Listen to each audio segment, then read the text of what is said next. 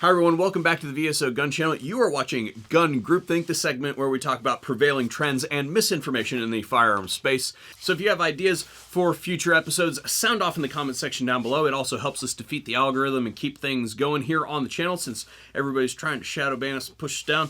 I know this is 2 episodes in a row, but this one is a piggyback off of my previous video. The audience has spoken, and to be honest, this one absolutely hacks me off.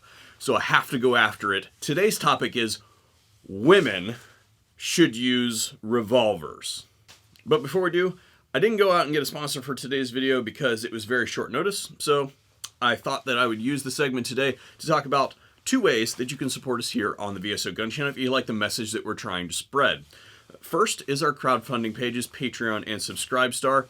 Yeah, you guys have heard about those ones all across the internet, so no explanation there. But I also wanted to say that we have an affiliates page listed over at VSOmedia.org, link in the description box down below. Precious metal investing, medical supplies, etc., etc., etc. Number 1. Revolvers are simple and they always go bang. The most recent iteration that I've seen of this is a comment on my previous video. I'll post that comment up on the screen so you guys can see it, and then you can also read my response to it. But really quick, the TLDR is you are not her instructor. You are her companion and her enabler. You may be her daddy, but you are not her father. Unless you, of course, you are a professional firearms instructor, you need to step out of the way. I feel so much better after getting that out of my system. Thank you guys for watching, and thank you to all the female influencers out there that shared my post on Instagram. Now, back to the topic at hand, and that is that revolvers are simple and they go bang all the time. And that is absolutely patently false. And I think at its heart, there are 2 competing things going on here. First is that when you look at this thing, it looks fairly simple from the standpoint of big moving parts that you can immediately identify the function of.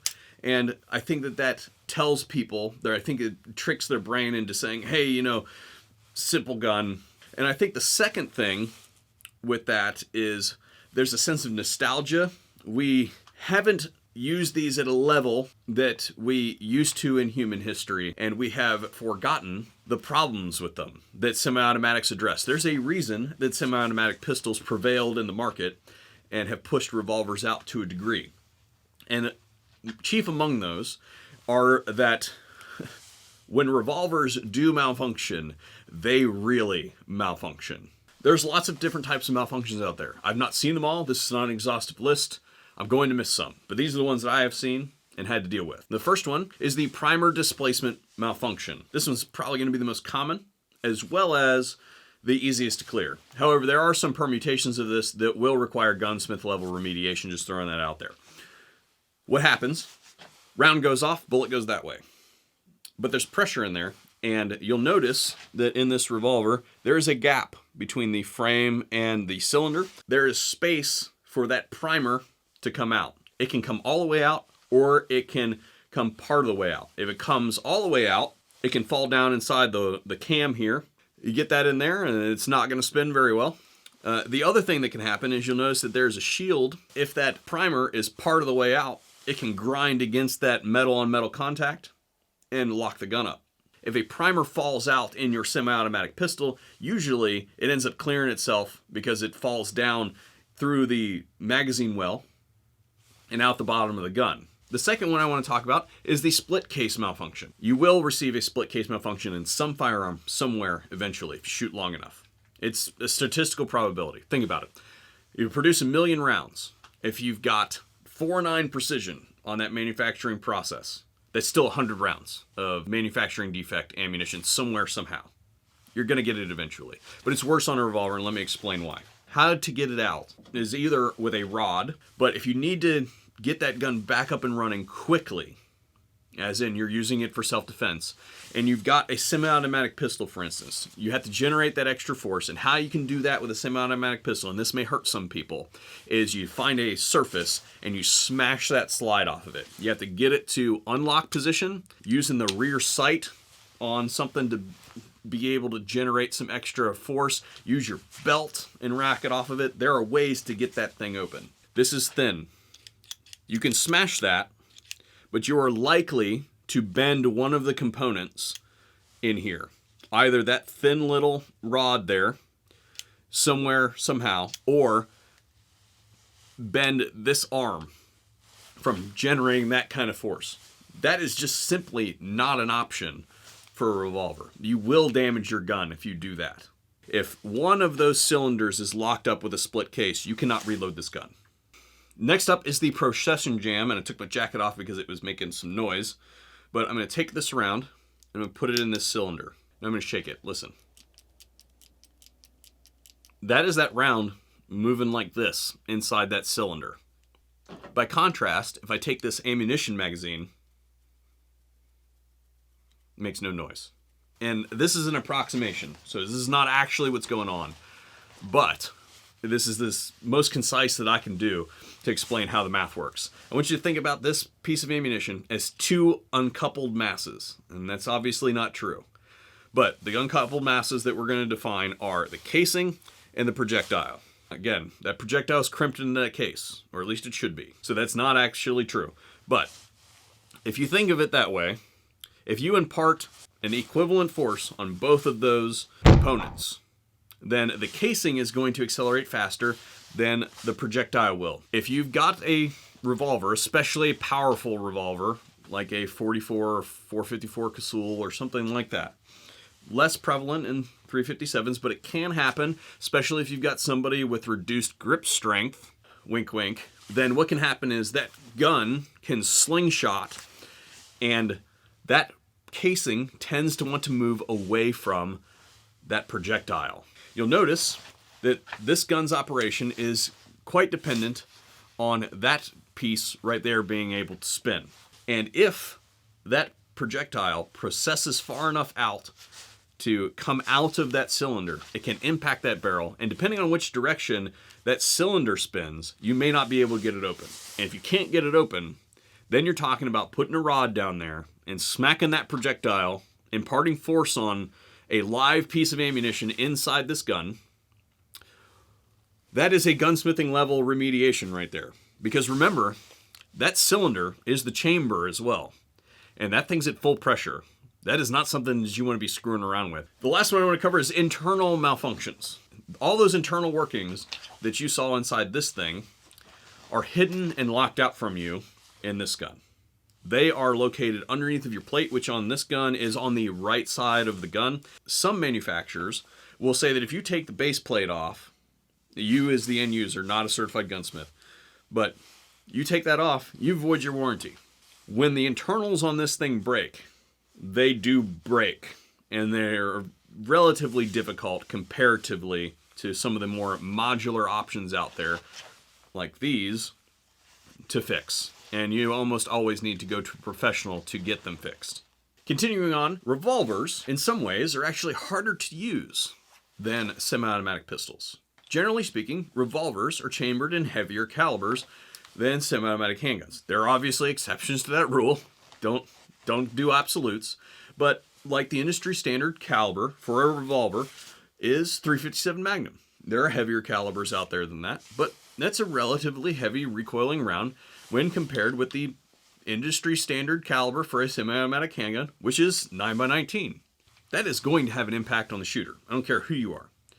Especially if you're someone who is smaller or recoil sensitive. Being like, hey, you know, that person that is a small person or a recoil sensitive person needs a snubby. No, they probably don't need a snubby. Capacity limitations. This revolver has a geometric problem in that the capacity of this handgun is directly proportional to the size of the cylinder. As in, the bigger the cylinder, the bigger the gun. And if we want to have a particular size gun, you can see that this gun is much larger than this semi-automatic variant here. This one holds 6. There are some 7-shot 357s out there. This one holds 8. Generally speaking, there is a larger investiture in some way, shape, manner, or form in reloading a revolver than there is a semi-automatic pistol. You either have to spend more time putting the rounds individually into the cylinder, or you have to train with a speed loader, which is an art in and of itself, to be able to put the maximum number of rounds in there as quickly as possible per unit of time. There are exceptions to this. Sights on revolvers tend to be more crude. There are guns out there that have adjustable sights on them, driftable sights, etc. But for instance, just picking this one up, the one that I borrowed here, it has a rather crude blade on the front and a rather crude notch in the back. Heavier triggers on your revolvers. Now there's a little bit to unpack here. And 5 pounds or something like that, it's gonna go off. Single action mode, very light pull, maybe 2 pounds, and it's gonna go. I say I just skin it out of the holster and go to shoot it. I have to draw that hammer back to the firing position by pulling that trigger through its range. And you can see that I'm imparting a little bit of force there because you can see the end of that barrel shaking. There's a lot more force required in that. And if I want to semi-automatically shoot this thing, I have to impart that force every single time. And for number 3, we're going to run back the opposite direction. Revolvers are not FUD guns. Okay, so there are very viable reasons that you would want a revolver over a semi-automatic pistol. One of them we touched on already, which is the ammunition. You can get some really, really hot calibers in revolvers that simply would be completely unfeasible out of a semi-automatic pistol. 357 Magnum, 50 Action Express Desert Eagle. This gun is a couple $100. This is a couple $1,000. This is a heavy gun. It is what I would call an expert gun. But this is the epitome of what it takes to get a semi-automatic pistol in a heavy caliber. This gun is also going to be less ammo selective because it doesn't have to worry about operating a slide like this gun does. I can shoot a wide range of ammunition out of this gun. The last thing that I'm going to leave you guys with in this category is there is a specific utility, depending on how you've integrated a revolver into your carry system, that makes a revolver superior to a semi-automatic pistol. If you're in a physical altercation that involves a firearm, chances are it's going to look more like a wrestling match than it is going to look like a flat range session. Push this gun into something. Like we mentioned earlier with clearing a malfunction, if I ride this slide back ever so slightly, we only have to go back to there. This gun will not fire. It is out of battery, and that is a safety feature because this is the gun locked.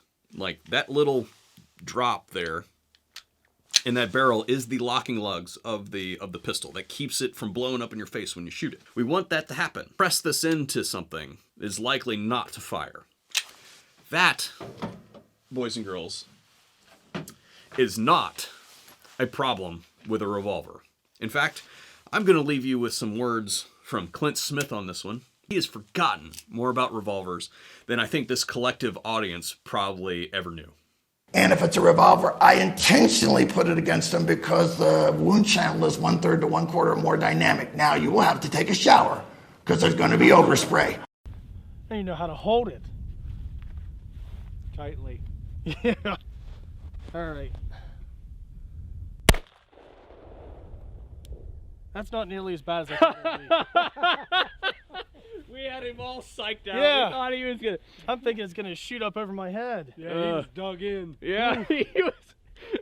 Hang on, Okay. we got to show his feet here. Look at this. He's got like a trench dug